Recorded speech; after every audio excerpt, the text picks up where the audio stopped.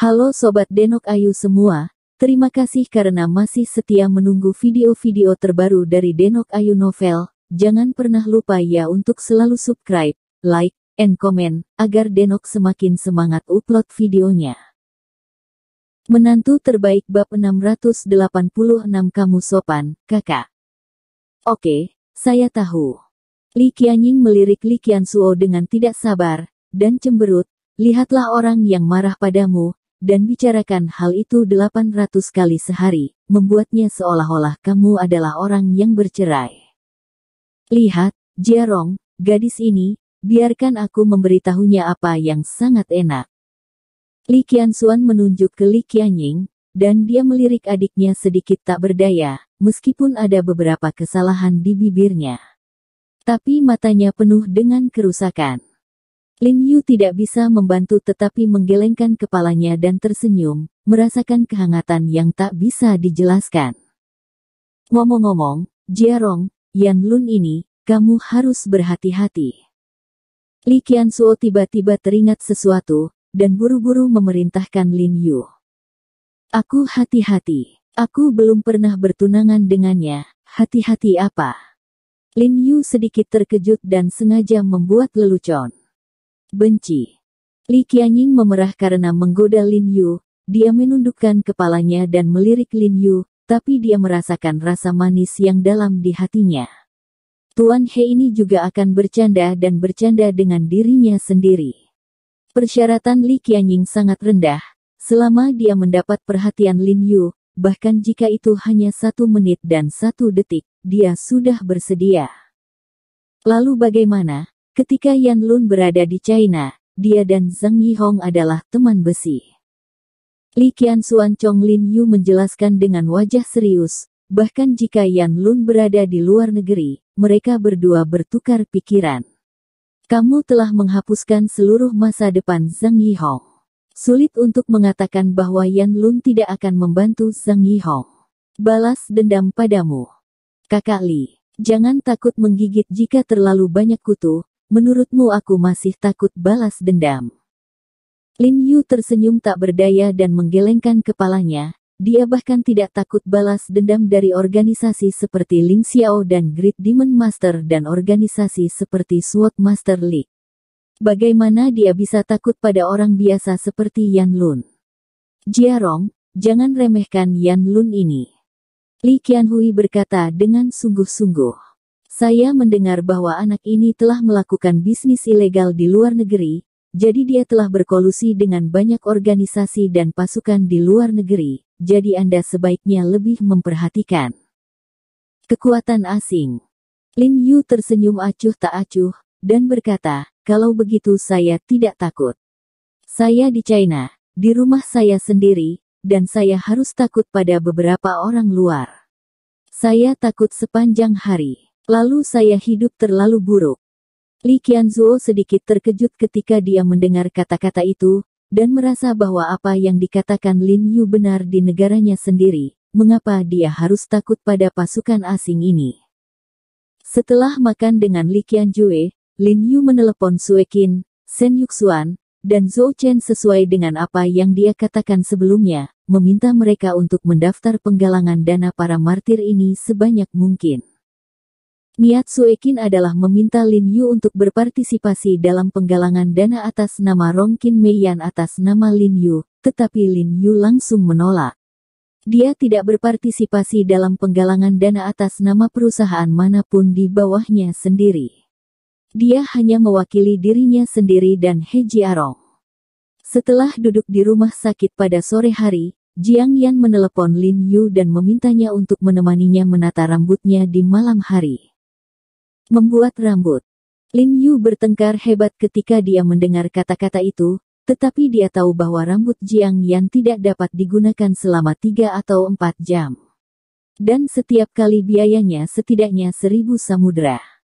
Itu membutuhkan uang dan waktu, tetapi yang membuat orang tidak bisa berkata-kata adalah bahwa setiap kali itu dilakukan, itu tidak berbeda dengan aslinya. Lalu apa? Saya punya pasien darurat di malam hari. Lin Yu dengan santai membuat alasan dan menggaruk kepalanya dan berkata, aku tidak akan menemanimu. Omong kosong. Jiang Yan berkata dengan suara yang dalam, aku menelepon dan bertanya pada kakak Li, dan dia bilang kau punya janji dengannya, Bu Cheng dan kakak Niu untuk minum. Lin Yu sedikit terdiam, dan memberi Li Zenseng pahit. Pengkhianat. Kamu tahu jika aku minum dan biarkan aku menemanimu, mengapa kamu tidak membiarkan Sister King Mei menemanimu? Lin Yu terus menghindar. Seorang kerabat datang untuk membersihkan alis saya, jadi saya merasa tidak nyaman. Jiang Yan berkata dengan dingin, He Jiarong, aku akan memintamu untuk menemaniku merapikan rambut. Kenapa kau memaksakan diri? Semua orang bilang gatal 7 tahun. Ini bukan umur 7 tahun, kau membenciku. Oh, tidak, biarkan aku pergi, saudari. Lin Yu tidak punya pilihan selain setuju, dan bergumam pada dirinya sendiri, masalahnya adalah kamu akan menata rambutmu, dan aku akan masuk penjara. Setelah itu, Lin Yu bergegas ke rumah sakit untuk menjemput Jiang Yan, karena taksi tidak mudah ditabrak, Lin Yu mengemudikan Hummer yang digunakan Bu Cheng. Karena keterampilan mengemudinya sangat bagus, ditambah lagi waktunya pulang kerja, Lin Yu perlu waktu 1,5 jam untuk sampai ke sana. Lain kali kamu lari lebih cepat dari ini. Menunggu di pintu masuk rumah sakit selama hampir 1 jam. Jiang Yan, yang hampir kedinginan sepenuhnya, berkata dengan marah, tetapi dia membuka pintu dan berlari. Maaf, Lafayette, Anda telah dianiaya. Lin Yu mengangguk dengan cepat untuk meminta maaf. Karena sekitar jam 7 malam untuk menata rambut mereka, Lin Yu dan Jiang Yan makan malam di toko ramen di pinggir jalan. Jiang Yan menyesap sup dengan ramen hangatnya. Dewi Fan yang dingin dan angkuh, yang telah lama pergi, berkata dengan sangat puas, senang rasanya makan semangkuk ramen wangi di musim dingin. Lin Yu tersenyum dan berkata, jika rasanya enak, maka kamu bisa makan lebih banyak. Seperti yang dia katakan, dia menuangkan sedikit sup ke dalam mangkuknya ke Jiang Yan, dan memasukkan kembali mie tersebut. Pelit. Jiang Yan menatap kosong pada Lin Yu. Pada saat itu, pintu toko dibuka dengan suara, berderit, lalu tiba-tiba seorang lelaki tua dengan pakaian compang camping masuk keluar pintu, dengan bagasi di pundaknya, menggunakan bahasa Lubei. Berkata, Bos, bisakah Anda memberi saya sup panas? Saat dia berbicara, dia melihat sup mie yang mengepul di depan Jiang Yan dan Lin Yu, dan menelan. Sial, pengemis bau. Kenapa kamu di sini lagi? Keluar dari sini. Bos di konter mendongak, wajahnya tiba-tiba marah, dan lelaki tua itu buru-buru keluar. Bos, dengarkan aku sudah makan selama 2 atau 3 hari, jadi kamu bisa memberiku sup panas. Orang tua itu berkata dengan memohon. Sial, kamu tidak mengerti kata-kata manusia, kan? Ekspresi pemilik toko tiba-tiba tenggelam. Dia mengambil sapu di sampingnya dan bergegas ke lelaki tua itu, lalu menyapukannya ke lelaki tua itu. Pada saat yang sama, dia berteriak dengan marah, keluar dariku. Wajah Lin Yu merosot ketika dia melihat ini, dan dia akan berhenti, tetapi Jiang Yan melompat lebih dulu, meraih bosnya, dan berkata dengan marah, apa yang kamu lakukan, apakah kamu tidak memiliki orang tua di keluargamu sendiri? Dia hanya meminta bantuan. Minumlah sup, bisakah sesuap sup membuatmu miskin? Nyatanya, lelaki tua ini jauh lebih baik dari pengemis lain, dan pengemis lainnya langsung meminta uang, dan bahkan tidak memberi mereka roti kukus. Dan orang tua ini tidak mau memakannya. Selama dia menggigit sup, dia benar-benar kecewa, dan dia benar-benar merasakan penderitaan di dunia ini. Selain itu, melihat bahwa dia seumuran dengan ayahnya, Jiang Yan tentu saja meluap dengan simpati. Nak, ini bukan seperti itu. Hari ini memohon semangkuk sup pada Huazi, dan orang yang meminta semangkuk air untuk Huazi besok, maka menurutmu aku masih bisa melakukan bisnis ini? Pemilik toko berkata tanpa daya, dia benar-benar melakukan pekerjaan mereka. Yang paling menyebalkan adalah pengemis tersebut, karena ketika pelanggan melihat pengemis tersebut, mereka akan memakannya secara langsung. Oke, kalau begitu aku akan mengundangnya makan malam hari ini. Jiang Yan dengan marah berkata kepada pemilik toko, ini semangkuk mie lagi.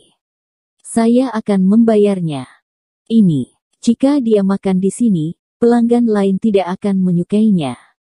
Kata pemilik toko dengan rasa malu. Kamu. Wajah Jiang Yan memerah.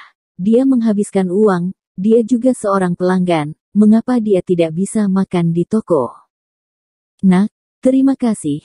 Aku tidak perlu berada di rumah, aku hanya makan di luar, terima kasih. Orang tua itu berkata dengan penuh syukur, matanya sedikit memerah, kamu benar-benar perak yang bagus. Tidak, Anda juga seorang pelanggan, jadi Anda memiliki hak yang sama dengan semua pelanggan. Jiang Yan buru-buru berkata, lagi pula, di luar terlalu dingin. Lin Yu di samping tidak berbicara. Langsung mengambil 2.000 yuan uang tunai yang dia bawa dan menyerahkannya kepada Jiang Yan.